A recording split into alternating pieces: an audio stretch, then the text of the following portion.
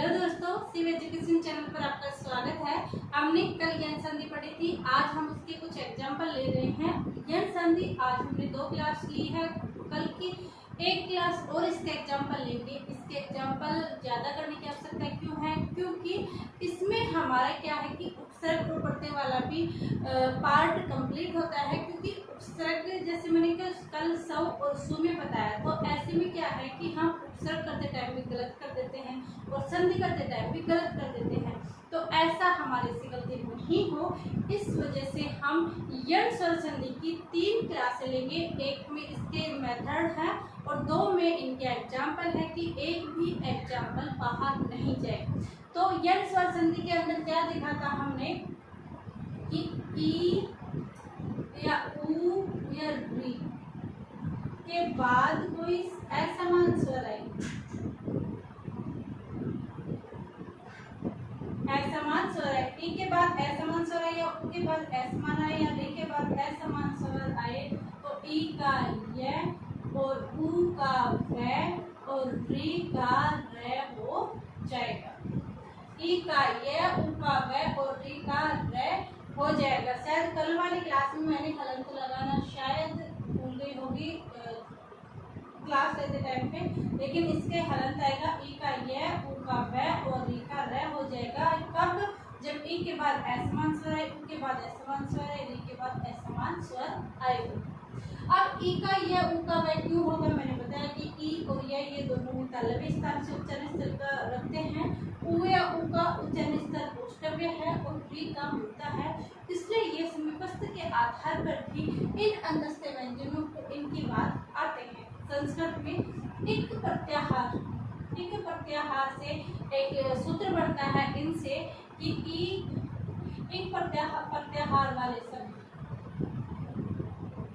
वाले शब्द इसमें बनता है इको यण कि इक प्रत्याहार का यण होगा, यण यानी अंतस्थ व्यंजन होगा। इसके अंदर र भी है, र का ल हो जाता है, वो संस्कृत में चलता है, हमारे हिंदी में नहीं चलता। हमारे हिंदी में सिर्फ इसके 3 ही पार्ट चलते हैं, ई का य, ऊ का व, री का र। हमें सिर्फ ऐसा ध्यान रखना है। अब इसके कुछ एग्जाम्पल देते हैं, जैसे न्यू। हमने कल भी देखा था कि हमें सबसे पहले काम क्या करना है, शब्द को अर्थ के आधार पर तोड़ना है। ऐसे नहीं कि उसके अर्थ ही निकले, उसको तोड़ने के बाद उनके बीच वाले यानी फर्स्ट का लास्ट वाला वर्ण और लास्ट का फर्स्ट वाले वर्ण को देखने हैं। उन दोनों से जो चीज बनती है और जिस मेथड के अंदर वो चीज मेल खाती है, उससे वो ही संधि कर देनी है। हम यण संधि पढ़ रहे हैं। यण का अर्थ है कि य व र इसके अंदर आएंगे, क्योंकि य से शुरू होता है, य से यण और य र इसके अंदर शब्द आएंगे। तो न्यून, इसके अंदर हम देखते हैं न्यून के अंदर नी, यून, न्यून, यहाँ से निकला नी, ये ऊन, धन, ऊन, नी धन ऊन है। यहाँ पर क्या छोड़ा है हमने? यह छोड़ा है, क्योंकि यह वाला शब्द बनाया था हमने किससे? यहाँ से हमने ई निकाला था और यहाँ से ऊ निकाला था। जब यहाँ से ई और यहाँ से ऊ निकलते हैं तो इन दोनों के एकत्र से क्या बनता है? इन दोनों से यानी अगर यहाँ पे ए आता तो ये और ऊ आ रहा है तो क्या बनेगा? व। नहीं, ई और ऊ बन रहा है तो क्या बनेगा? ये। क्या बनेगा? ये। क्यों बनेगा? क्योंकि ई या ई के बाद असमान स्वर है। अगर यहाँ पर ऊ होता तो ये दीर्घीकरण हो जाता, लेकिन यहाँ पर ई के बाद असमान स्वर ऊ है तो यह हो जाएगा इसका। अगर ई के बाद यदि ऊ के बाद यहाँ पर ऊ के बाद कोई असमान स्वर आता, जैसे यहाँ पर असमान ई आता, तो ये क्या बनता? व बनता। क्या बनता? व बनता, क्योंकि ई के बाद अगर असमान स्वर आए तो यह बनेगा और ऊ के बाद असमान स्वर आए तो व बनेगा। यहाँ पर यह बनेगा, इसलिए नी यहाँ से लिया और ऊन शब्द यहाँ से उतारा। जो यह है, यह किससे बना है? हमारा ई धन ऊ से हमारा क्या बना है? यह बना है। क्या बना है? ये। ऐसे हमें शब्द के टुकड़े करके हमें संधि करनी है। तो इसका क्या होगा? नी धन ऊ। फिर हमारा व्यय, व्यय हमारा शब्द है, यहाँ से क्या निकाला वह यहाँ से निकाला। ये तो हमने बनाया है, ये यहाँ पर आएगा। तो ये किससे बना है, हमने अभी देखा है कि यह किससे बनेगा, ई के बाद कोई असमान स्वर आया होगा उससे यह बना है। तो यहाँ पर ई है तो वी धन ए,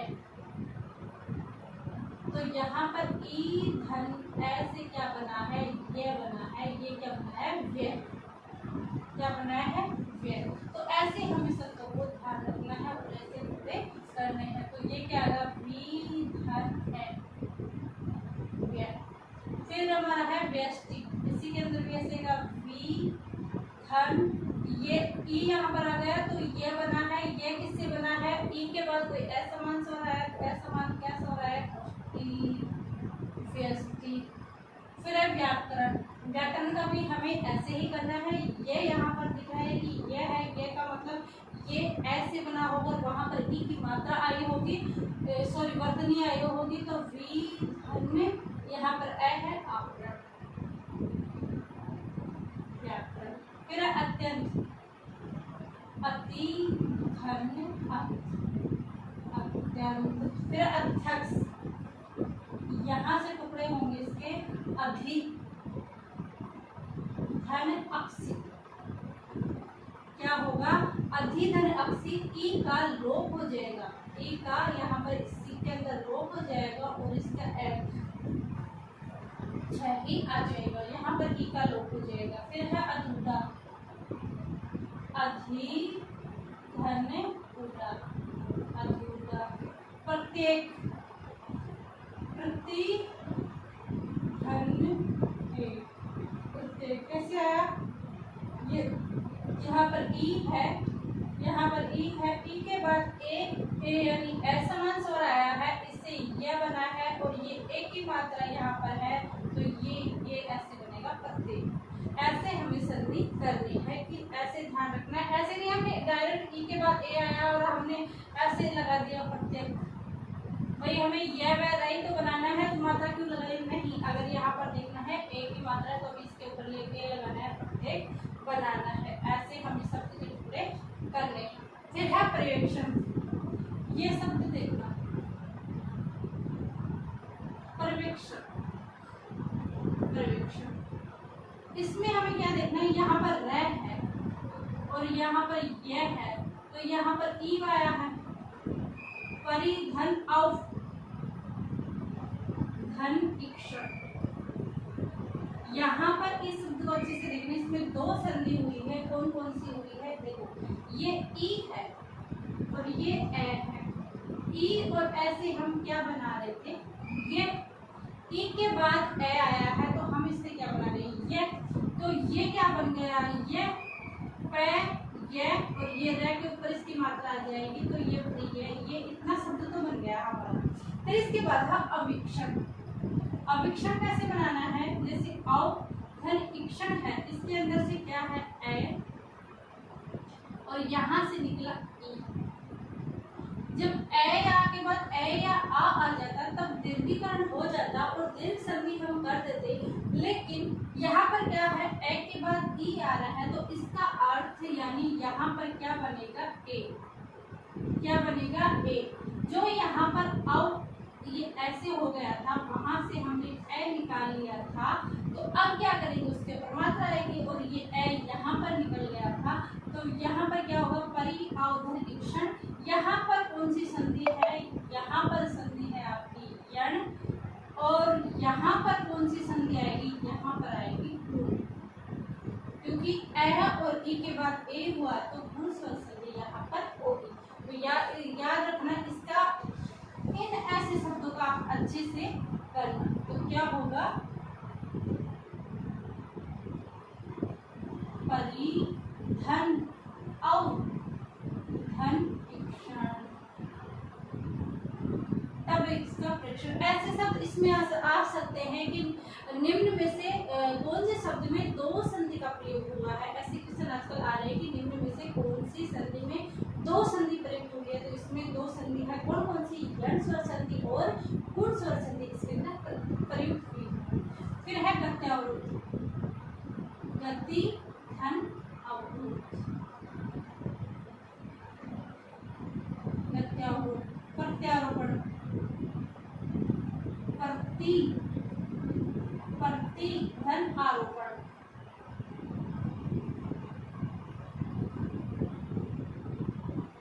प्रत्यारोपण। फिर है मनुवंतर, मनु यहाँ पर आया है, धन अंतर, यहाँ पर ए आया है तो उ और ए उनके जन्मदिन है और ये न आधा रह गया था क्योंकि यहाँ से हमने उ निकाल दिया तो क्या बनेगा मनवंतर। फिर है स्वादेश, सु धन आ धन देश। ये जो तीन शब्द इनके टुकड़े हैं इनको ध्यान रखना, ऐसे मत करना स्व धन आदेश, हम डायरेक्टली ऐसे कर देते स्व धन आदेश, ये गलत होगा। इसके अंदर सु धन आ, इससे बनेगा स्वा, कैसे उ और आ से क्या बनेगा वा, तो ये इतना सा बनेगा स्वा, स्वाधन देश। तो ऐसे ध्यान रखना, ये क्या होगा स्वादेश का सु धन आ धन देश। तनुअंगी, तनु धन अंग, तनुअंगी। फिर गुरोधिया, गुरु धन अंग, ये हमारे कुछ यट स्वर संधि के एग्जाम्पल थे।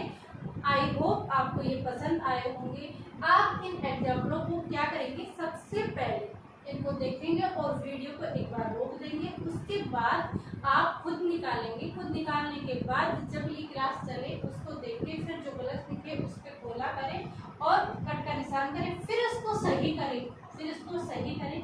ऐसे में आपकी संधि सही होगी। और आप क्या करें, अगर आपके पास टाइम नहीं है तो YouTube ने वीडियो स्पीड करने की क्वालिटी दे रखी है, तो आप इसको वीडियो को स्पीड करके इन एग्जाम्पलों को आप जरूर निकालें। ये मैं आपसे बार बार बोल रही हूँ कि आप इन एग्जाम्पलों को जरूर निकालें, क्योंकि एग्जाम्पल में कहीं से भी बाहर से कुछ नहीं आता, सारे एग्जाम्पल आई गई या तो जो पिछले प्रीवियस ईयर पेपर होते हैं उनमें से होते हैं, या फिर जो हमारे बुक्स में दे रखे हैं वो ही होते हैं। हम कर क्यों नहीं पाते, हम कर इसलिए नहीं पाते क्योंकि हम मैटर तो इतना इकट्ठा कर लेते हैं कि ये भी नोट्स, ये भी बुक, ये भी नोट्स, फलाने के नोट्स, ये वाले नोट्स लेके आओ, और पढ़ एक को भी नहीं पाते। सारे की खिचड़ी बुक जाती है और हमारा रिजल्ट नेगेटिव आता है। तो हमें चाहे किसी के भी आप नोट्स फॉलो, किसी की भी क्लास देखो, मैं ये नहीं कह रही कि आप मेरी ही क्लास को फॉलो करो, आप किसी भी क्लास को देखो, किसी के भी नोट्स को फॉलो करो, लेकिन एक ही चीज़ को बार बार अध्ययन करो। 10 बुक्स से पढ़ने से अच्छा है एक ही बुक को आप 10 बार पढ़ो। ये आपसे ये मेरा कहना है, ये मेरा अनुभव है। आपको ये क्लास कैसी लगी आप हमें कमेंट करके जरूर बताएं। आपसे धन्यवाद, थैंक यू।